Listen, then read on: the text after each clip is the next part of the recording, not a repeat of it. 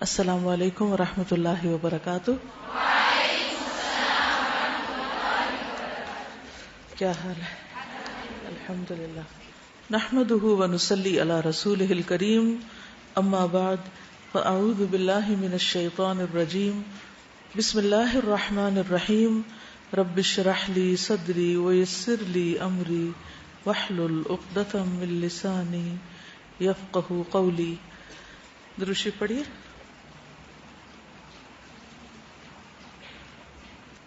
حدیث نمبر 94 عن ابی ہریرہ ان رسول اللہ صلی اللہ علیہ وسلم قال حجبت النار بالشہوات وحجبت الجنۃ بالمکارہ، رواہ البخاری کتاب الرقاق۔ سیدنا ابو ہریرہ رضی اللہ عنہ سے روایت ہے کہ رسول اللہ صلی اللہ علیہ وسلم نے فرمایا، دوزخ یا آگ خواہشات نفسانی سے ڈھک دی گئی ہے اور جنت ناپسندیدہ چیزوں سے۔ عن ابی ہریرہ ان رسول اللہ صلی اللہ علیہ وسلم قال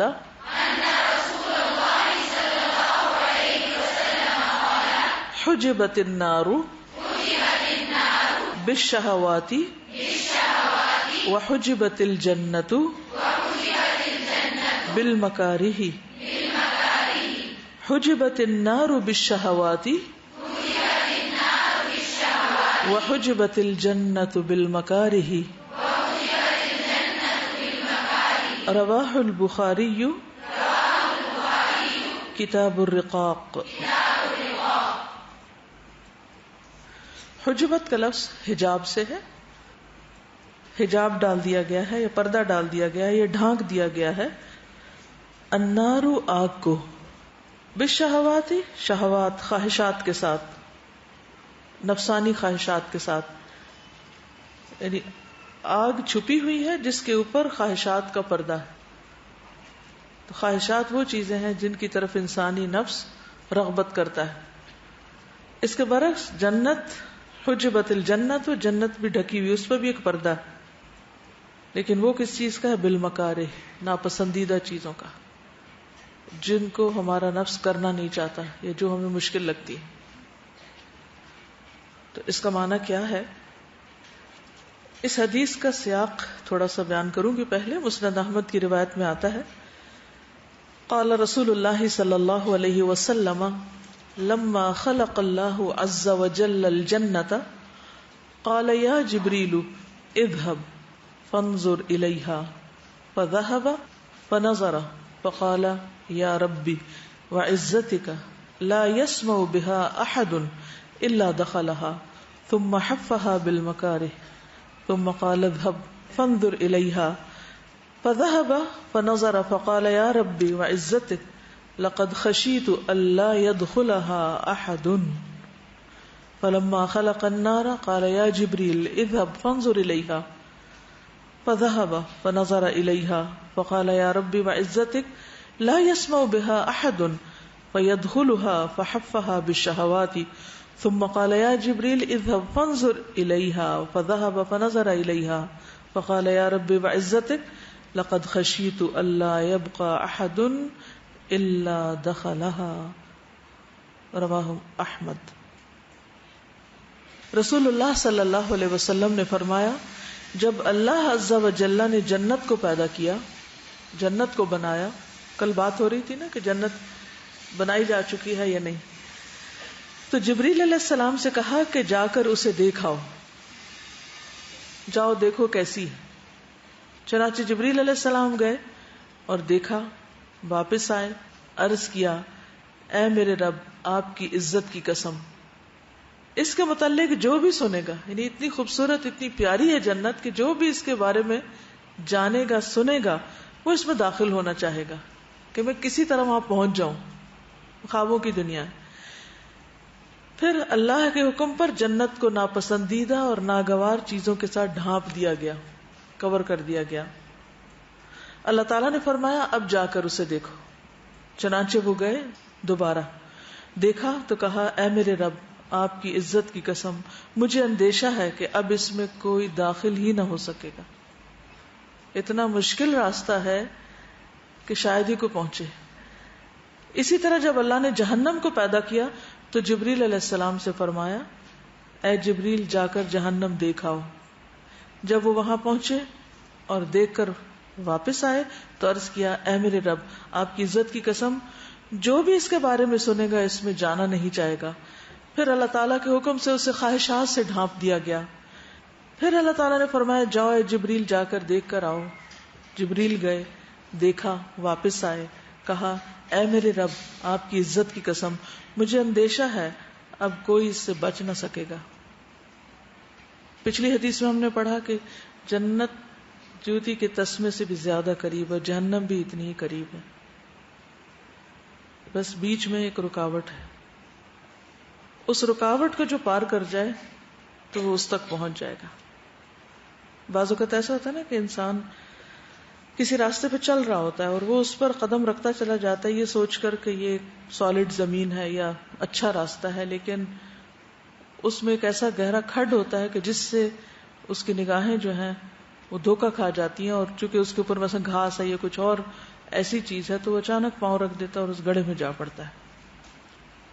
اور اسی طرح بعض اوقات انسان ایک ایسی چیز کو دیکھتا ہے کہ جو بظاہر مشکل راستہ نظر آتا ہے تو انسان اس سے کیا کرتا ہے, راستہ بدل دیتا ہے, آسانی تلاش کرتا ہے, شارٹ کٹ لینے کی کوشش کرتا ہے, کسی اور راستے سے جانے کی طلب رکھتا ہے. لیکن وہ یہ بھول جاتا ہے کہ اسی مشکل کے اندر ایک بہت بڑی راحت چھپی ہوئی تھی, ایک بہت بڑی نعمت بھی تھی. تو جنت اور جہنم دونوں ہی چھپے ہوئے ہیں, ہم نے دیکھے نہیں, لیکن ان میں داخل ہونے کے لیے کچھ رکاوٹیں, جنت میں داخل ہونے کے لیے کچھ رکاوٹیں, اور جہنم میں جانے یا جہنم کا راستہ جو ہے اس کے اوپر کچھ خواہشات کا پردہ ہے جن سے باز آنا, جن سے بچنا بے حد ضروری ہے, ورنہ وہ اپنے اندر ایسے الجھائیں گی کہ انسان کو اسی میں پھانس کے اندر گرا دیں گے. اصل بات یہ ہے کہ انسانوں کے لیے خواہشات کی جو محبت ہے, شہوات کی, وہ بہت مزین کر دی گئی ہے, بہت خوبصورت بنا دی گئی. قرآن مجید میں آتا ہے نا زین للناس حب الشہوات من النساء والبنین والقناطیر المقنطرة من الذهب والفضة والخیل المسومة والانعام والحرث ذلك متاع الحیاة الدنیا واللہ عنده حسن المآب. آل عمران 14. لوگوں کے لیے نفسانی خواہشات کی محبت مزین کر دی گئی. اتنی اٹریکشن ہے ان چیزوں میں کہ ان سے بچنا بہت ہی مشکل ہو گیا ہے, جس میں عورتیں, بیٹے, سونے اور چاندی کے جمع کیے ہوئے خزانے, نشان لگے ہوئے گھوڑے, مویشی, کھیتی, لیکن یہ سب دنیا کی زندگی کا سامان ہے, اور اللہ ہی ہے جس کے پاس بہترین ٹھکانہ ہے. تو اس سے پتہ یہ چلتا ہے کہ ان چیزوں کی محبت بطور خاص جن کا یہاں ذکر کیا گیا ہے یہ انسان کے لیے زیادہ بڑی آزمائش ہے. اس میں نمبر 1 عورتوں کا فتنہ ہے, خصوصاً مردوں کے لیے. عورت ایک بہت بڑی اٹریکشن کی چیز ہے, بہت بڑا فتنہ ہے, اور اس تک پہنچنے کے لیے بعض اوقات وہ بہت بڑی بڑی اللہ کی قائم کردہ حدود جو ہیں وہ پار کر جاتے ہیں یا ان کو توڑ دیتے ہیں. اور اس کے بعد یہ ہے کہ ایک عورت حاصل ہو گئی, چلے نکاح بھی کر لیا, اگلا کیا ہے, بیٹے, اولاد. ان کی خاطر انسان نیکی کے بڑے بڑے کام چھوڑ بھی دیتا ہے اور بہت سے غلط راستے بھی اختیار کر لیتا ہے. بہت دفعہ حرام کمائی, حرام راستے اولاد کی محبت میں انسان اختیار کرتا ہے, جانتے بوجھتے ہوئے بھی. پھر اس کے بعد سونے چاندی کے ڈھیر, پھر سواریاں, پھر مویشی, کھیتیاں, باغات. ان سب کے حصول کے لیے عام طور پر انسان اتنی بھاگ دوڑ کرتا ہے, اتنی جد و جہد کرتا ہے, اور حلال سے آگے بڑھ کر حرام, اور پھر حرام سے زیادہ مشکل یہ کہ فرائض کو چھوڑ دیتا ہے, اپنے مقصد زندگی کو بھول جاتا ہے. یہ اصل نقصان دہ چیز ہے. یعنی دو راستے نا، ایک راستہ کٹھن ہے جس پہ چلنا جہاد کہلاتا ہے، اور دوسرا راستہ آسان ہے جس کی طرف طبعی اٹریکشن ہے لوگوں کو، کسی کو کچھ کہنے کی بھی ضرورت نہیں، اس طرف جانے کے لیے کسی کو موٹیویٹ کرنے کی بھی ضرورت نہیں، وہ انسان کے اندر ہی ایک ایسی حصہ ہے کہ وہ دیکھتے ہی بڑک اٹھتی ہے اور انسان اس طرف بغیر کسی ارادے کے بھی چل پڑتا ہے. تو ایسی صورت میں اب ہم سب کو یہ دیکھنا ہے کہ ہماری خواہش کیا ہے یا ہماری نیت اور ہمارا ارادہ کیا ہے.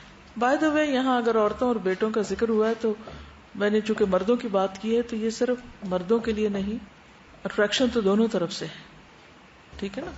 بہت سی لڑکیوں کے بارے میں ایسے سننے میں آتا ہے کہ وہ ایسے ہی کسی دوستی کے جال میں پھنستی ہیں اور اپنا گھر تک چھوڑ دیتی ہیں، اپنے عزیزوں اور رشتہ داروں کو، گھروں سے بھاگ جاتی. کیوں بھاگتی؟ کیا سوچ کے بھاگتی؟ کیا چیز بھگاتی ہے ان کو؟ کیا چیز سارے تعلقات ختم کرا دیتی ہے اور کیا چیز اس کو حرام کی طرف کھینچ لاتی؟ خواہشات کی محبت ہی ہوتی ہے نا. اسی طرح آپ نے دیکھا ہوگا کہ بعض اوقات عورتیں اولاد کی خاطر کیسے کیسے غلط کام کرتی. شرک ہوتا ہے، قبروں پہ جاتے ہیں، مزاروں پہ جاتے ہیں، اس کے علاوہ اور بھی حرام راستے اختیار کرتے ہیں. ویسے اگر کسی کا شوہر اس قابل نہیں کہ وہ اولاد پیدا کر سکے تو بعض اوقات وہ دوسرے راستے اختیار کرتی. اور سونا میرا خیال ہے مرد سے زیادہ کس کے لیے اٹریکشن کا باعث ہے؟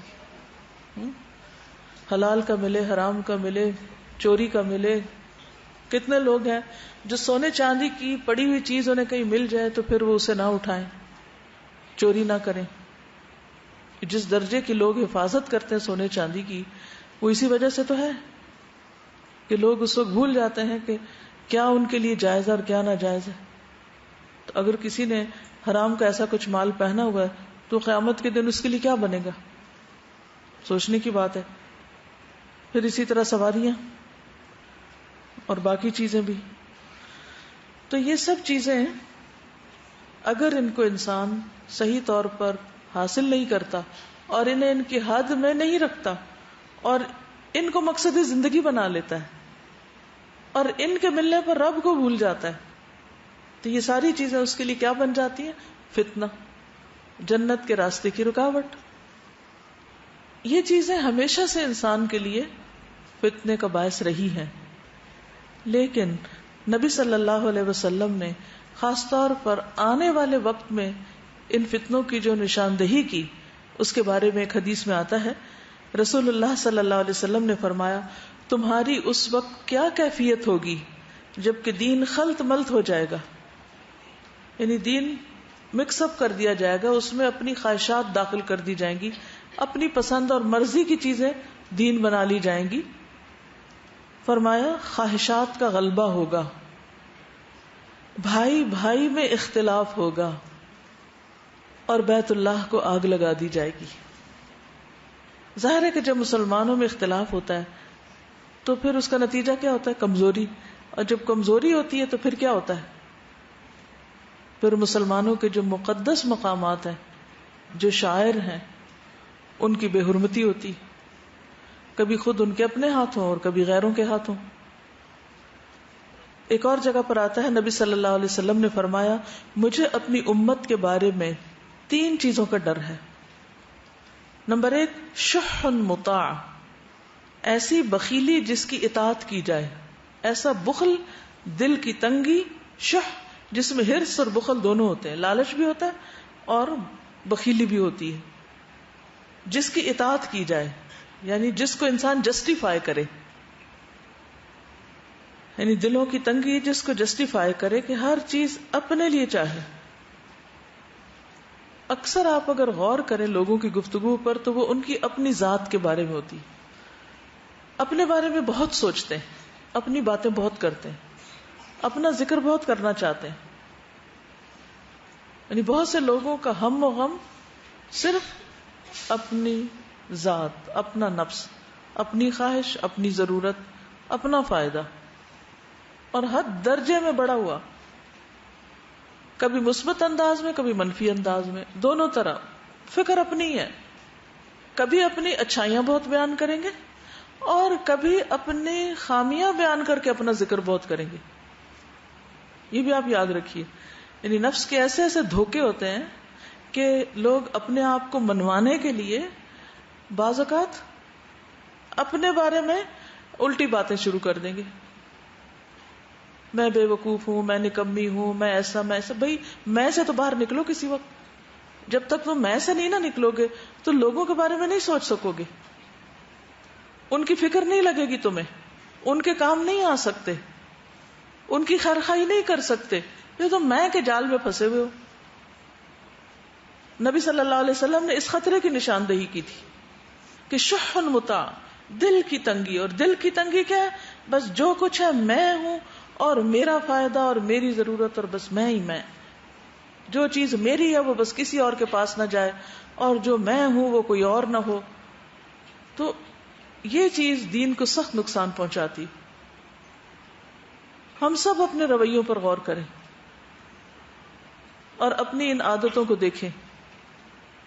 ذرا سے کوئی بات کر دے تو ہمارا موڈ آف ہو جاتا ہے. ذرا سا ہم دیکھیں کہ ہمارے مفاد کو کہیں زد پہنچنے لگتی ہے تو ہم مقصد ہی بھول جاتے ہیں، زندگی کا مقصد بھول جاتے ہیں. ہمیں پڑھ فکر اپنی جاتی ہے، اب میری جگہ فلاں لے لے گا، اب میرا کیا بنے گا، اب میری اہمیت کم ہو گئی ہے، مجھے فلاں نے اگنور کر دیا ہے، مجھ سے زیادہ فلاں کی امپورٹنس ہو گئی ہے. تعلقات کی خرابی، مقصد کو بھولنا اور اپنے ہاتھوں کیے ہوئے کاموں کو برباد کرنا، اس سب کی وجہ کیا ہے؟ ذات. اگر ہم اس سے آگے بڑھ کے دیکھیں کہ اللہ کے دین کو کس سے فائدہ ہے، میری آخرت کو کس سے فائدہ ہے، تو ہم ہر اس کام کے کرنے کو تیار ہو جائیں گے جس میں چاہے دنیا کا نقصان ہو لیکن آخرت کا فائدہ ہو. کیا ہمارا رزق لکھا ہوا نہیں ہے؟ لکھا ہوا نا. کب لکھا گیا تھا؟ ہماری پیدائش سے پہلے لکھ دیا گیا تھا. لکھا ہوا نا. کوئی اور لے سکتا ہے؟ چھین سکتا ہے؟ اور رزق میں کیا کچھ آتا ہے؟ صرف کھانا پینا رزق نہیں ہے، ہر نعمت رزق ہے ایک طرح سے. تو جو مجھے ملنا ہے نا وہ کسی کو بھی نہیں ملنا، فکر کی کیا ضرورت ہے؟ پھر اس کے بعد دوسری چیز جس سے نبی صلی اللہ علیہ وسلم نے خبردار کیا وہ ہے خواہش نفس جس کی پیروی کی جائے. بس دل میں خیال آ گیا اب یہی کر کے چھوڑنا ہے، چاہے اس کی ضرورت ہے یا نہیں، بس دل میں خواہش پیدا ہو گئی، شوق آ گیا، اب دل یہ چاہتا ہے. ہمارے سامنے کوئی بھوکا بیٹھا رہے ہم اسے کھانا نہیں پوچھیں گے، لیکن جس کو کھلانے کا شوق ہے چاہے وہ 1000 میل دور ہو اس کے ساتھ ساری بھلائی کریں گے. تو جب اللہ کا خوف اور تقویٰ ہوگا نا تو پھر ہماری آنکھیں مساکین کو دیکھ لیں گی. اس دن کسی نے سوال کیا تھا نا کہ اگر کوئی ہمارے آس پاس مسکین نہ ہو تو پھر کیا کریں؟ تو بات یہ ہو سکتا ہے آپ کے دائیں جانب مسکین بیٹھا ہوا ہو اور آپ کو نہ پتا ہو. کیوں نہیں پتا ہوتا؟ ایک تو اپنے بارے میں بہت سوچتے ہیں، کوئی چیز ہے تو کہتے نہیں مجھے ضرورت پڑ سکتی ہے، اس کو نہیں کسی کو دینا، یہ بھی میری ضرورت ہو سکتی، یہ بھی ہو سکتی، یہ بھی یہ سب میری ضرورت کی، کسی کو کیا دوں؟ مسکین کہاں سے نظر آئے؟ ہو سکتا ہے اس کی مجھ سے زیادہ کسی اور کو ضرورت ہو، وہ زیادہ فائدہ اٹھائے. تو شیئرنگ، بانٹنا، دینا، دل کھولنا، ہاتھ کھولنا، وہ کانسیپٹ ہی نہیں ہے. بچپن سے سکھایا یہی جاتا ہے خبردار کسی کو نہ دینا کچھ. اس کے بعد دوسری چیز کیا ہوتی ہے؟ یعنی پہلے تو اس سے نہیں نکل پاتے، پھر یہ ہے کہ جو چیزیں ہمیں اچھی لگ جاتی ہیں ہم ان کے اوپر قبضہ کرنا جانتے ہیں، قبضہ کر لیتے ہیں، بس قابض ہو بیٹھتے ہیں. چاہے کوئی انسان ہو، اگر ہمیں کسی سے محبت ہو گئی ہے نا پھر ایسا قبضہ اس پہ کریں گے کہ اگر اس نے کسی اور سے بات کر لی تو بشامت آ جائے گی اس کی. اگر ہم سے زیادہ کسی اور کو اس نے اہمیت دے دی جس کو وہ دوسرا ڈیزرو کرتا ہے اپنی قابلیت کی بنا پر، ہم اس پہ ناراض ہو جائیں گے. ہماری نہ مٹھی کھلتی ہے نہ دل کی گرہ کھلتی ہے. پھر ہم کیا کرتے ہیں؟ جو ہمارے پاس ہے وہ تو ہے ہی، اگر کسی اور کے پاس ہے اور وہ ہمیں اچھا لگ گیا تو وہ اس کے پاس کیوں، ہمارے پاس آ جانا چاہیے. اس کو کیوں ملا، ہمیں مل جانا چاہیے. اور اس وقت تک چین سے نہیں بیٹھیں گے جب تک وہ مجھے نہ مل جائے. یہ کہاں سے کہ آپ ہی اس کے زیادہ حقدار ہیں، کوئی اور نہیں؟ یہ اللہ کی تقسیم ہے، جس کو چاہے دے. اسی سے تو پھر حسد ہوتا ہے، اسی سے بغض ہوتا ہے. کسی کی خوبی کا اعتراف کرنا، کسی کے اندر اگر ہم سے زیادہ کوئی قابلیت ہے اس کو مان جانا، یہ ہم نے سیکھا ہی نہیں. نقصان کس چیز کا ہوتا ہے؟ جب ہم کسی کے اندر کوئی قابلیت دیکھ کے اس کو انکریج کرتے ہیں، آگے بڑھاتے ہیں، اور وہ آگے بڑھ جائے، تو اس کے آگے بڑھنے سے سارا اجر کس کو ملے گا؟ لیکن اس صورت میں ملے گا جب ہم کھلے دل سے وہ کام کریں گے اللہ کی خاطر کے نہیں. ہاں؟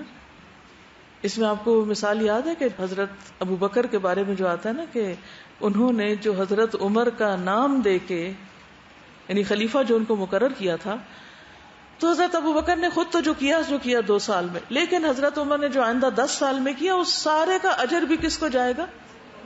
ابو بکر کو، ان کے اس رائٹ ڈیسیژن کی وجہ سے.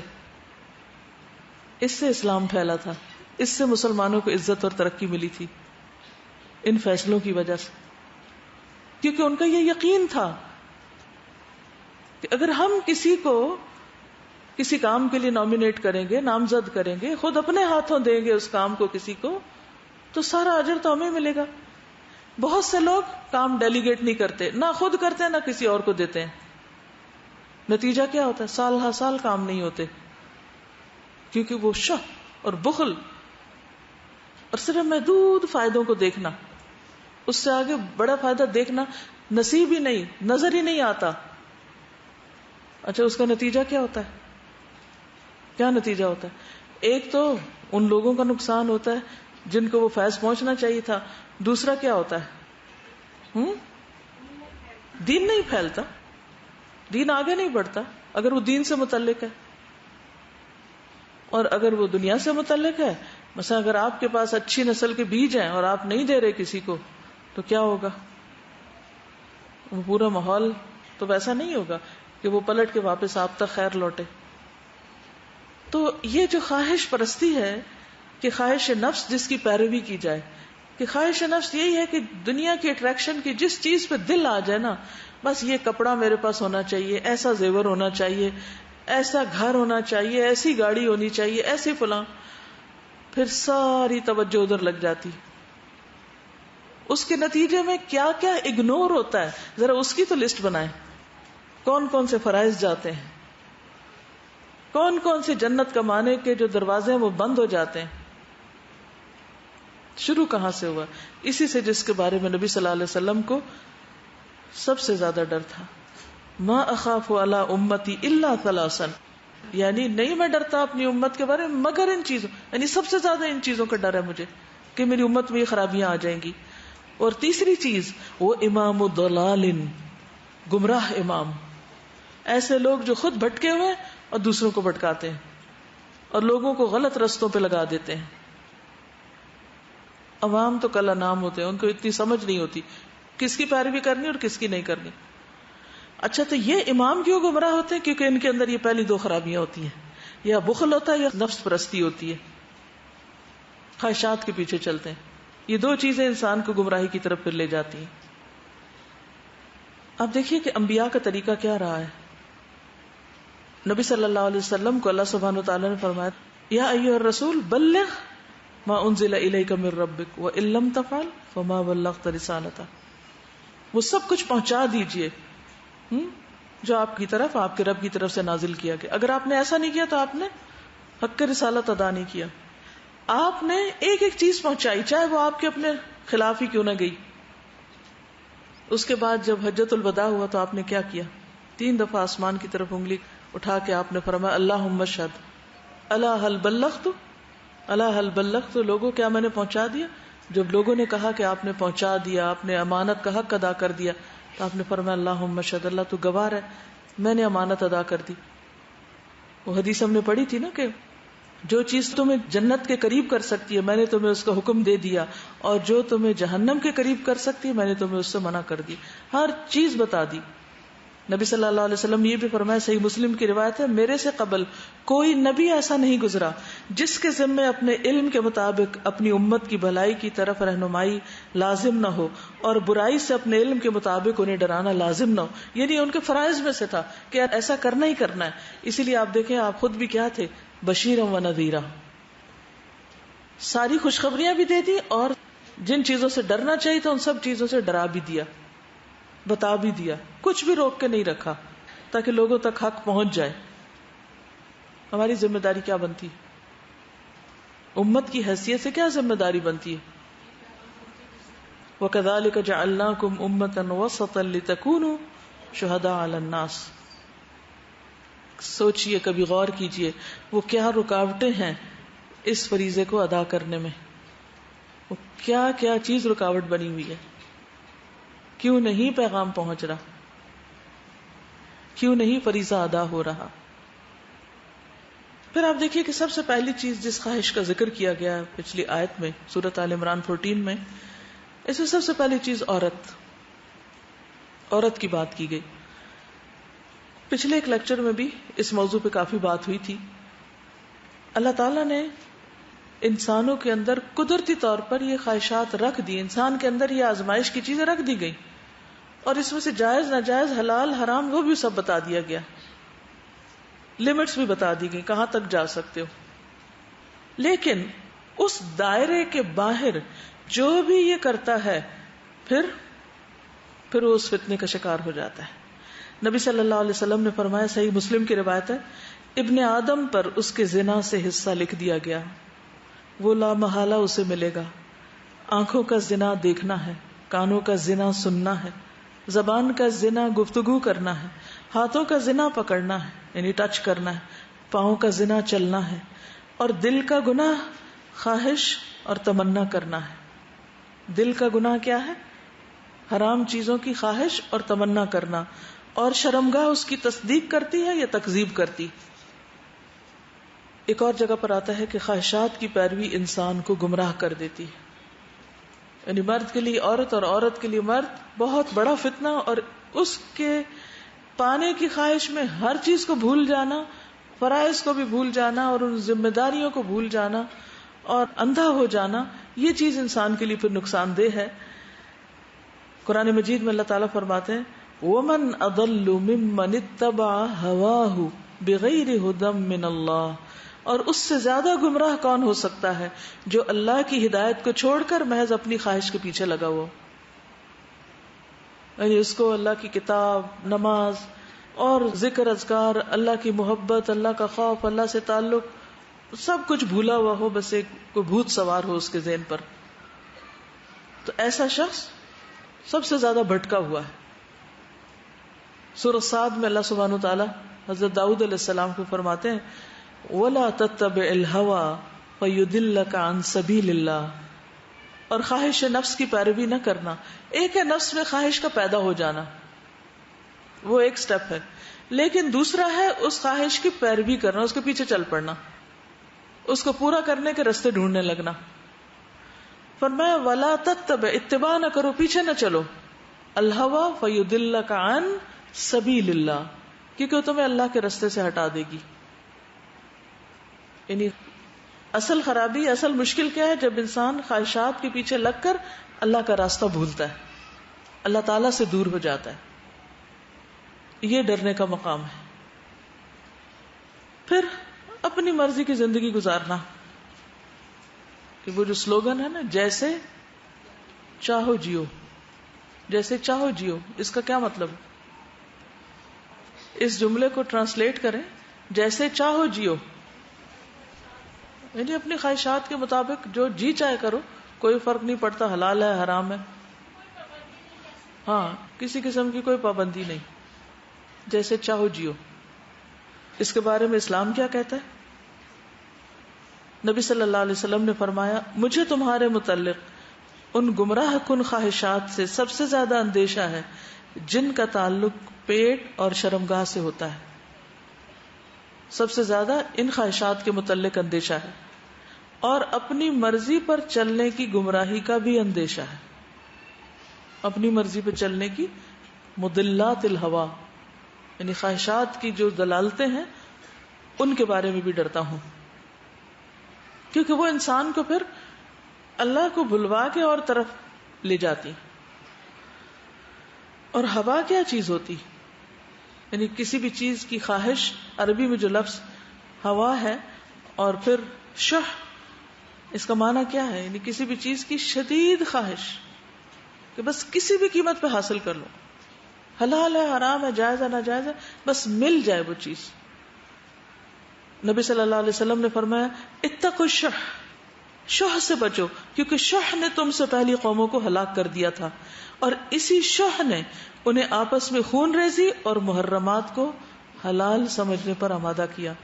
یعنی یہ خواہش نفس اتنی بری چیز ہے، یعنی حرام کی خواہش، کہ پھر اس کو حرام کو بھی وہ حلال کر لیتا ہے. اب دیکھیے کہ بہت سی جگہیں ایسی ہیں کہ جہاں ان خواہشات کی پیروی کی وجہ سے ماں بہن بیٹی کے درمیان بھی تمیز نہیں رہی. جن لوگوں کا تو کوئی عقیدہ نہیں، کوئی ایمان نہیں، کوئی دین نہیں، کوئی اسلام نہیں، کچھ نہیں، وہ تو ٹھیک ہے جیسے چاہیں جیئیں، اگرچہ اجازت ان کو بھی نہیں، لیکن وہ تو لا علم ہے. کیا کہیں گے آپ ان لوگوں کا جو اپنے آپ کو مسلمان کہتے ہیں اور پھر یہ کام کر رہے ہیں؟ آپ جائیے ذرا پوچھئے ان تنظیموں سے جو خود مسلمانوں کے بیچ میں کام کر رہی ہیں، ان خواتین کے حقوق کے لیے جن کو اپنے محرم مردوں سے اپنی عزت کا خطرہ ہے، ان کو اپنے گھر کے اندر تھریٹس ہیں. وہ باپ سے محفوظ نہیں، وہ بھائی سے محفوظ نہیں، وہ ماموں سے محفوظ نہیں، وہ چچا سے محفوظ نہیں، وہ سسر سے محفوظ نہیں. ایسے لوگوں سے تو جانور تک محفوظ نہیں، مردے محفوظ نہیں. کہاں تک جائیں گے آپ؟ تو نبی صلی اللہ علیہ وسلم کی یہ بات 100% درست ہے کہ مجھے تمہارے متعلق ان گمراہ کن خواہشات سے سب سے زیادہ اندیشہ ہے جن کا تعلق پیٹ اور شرمگاہ سے ہے، اور اپنی مرضی پہ چلنے کی گمراہی کا بھی اندیشہ ہے. اور یہ شدید ہرس جو کسی بھی چیز کی پیدا ہو جاتی ہے، شح یعنی ہوا اور شح ساتھ ساتھ ہوتے ہیں، یا آپ نے ذکر بھی اکٹھے ہی کیا ان کا. اس نے لوگوں کے خون بہائے اور حرام کو حلال کروایا. انہوں نے اس کو حلال کر لیا، اپنے لیے جائز کر لیا. پھر آپ دیکھیں کہ جو ہومو سیکشولز ہیں اس کو اب کس طرح لیگلائز کروایا جا رہا ہے، اور اس کو بہت نیچرل بتایا جا رہا ہے، اور بہت سی اور اس قسم کی خرافات کہ ایک چیز فطرت بھی جس کا انکار کرتی ہے اس کو قانونی شکل دے دی جائے. حیرت کی بات ہے نا. اب اس کا نتیجہ کیا ہوتا ہے؟ جب انسان خواہش کے پیچھے چلتا ہے نا تو سب سے پہلے اللہ کے حق میں کمی کرتا ہے، اور اس کے ساتھ ساتھ پھر یہ کہ اپنے فرائض سے غافل ہوتا ہے.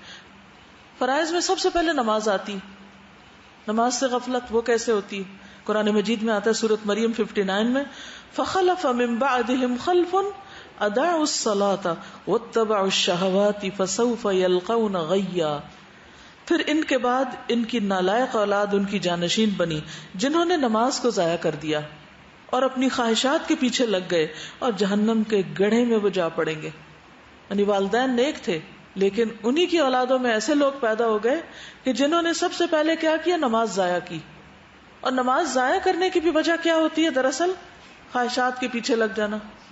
تو ایسے لوگوں کا انجام بھی واضح بتا دیا گیا کہ ڈزنٹ میٹر تم کس کی اولاد ہو، اس سے کوئی فرق نہیں پڑتا کہ تمہارا باپ یا ماں کتنی نیک تھی یا نیک تھا. اگر تم نے خواہشات کے پیچھے لگ کے نماز ضائع کی تو انجام یہی ہوگا.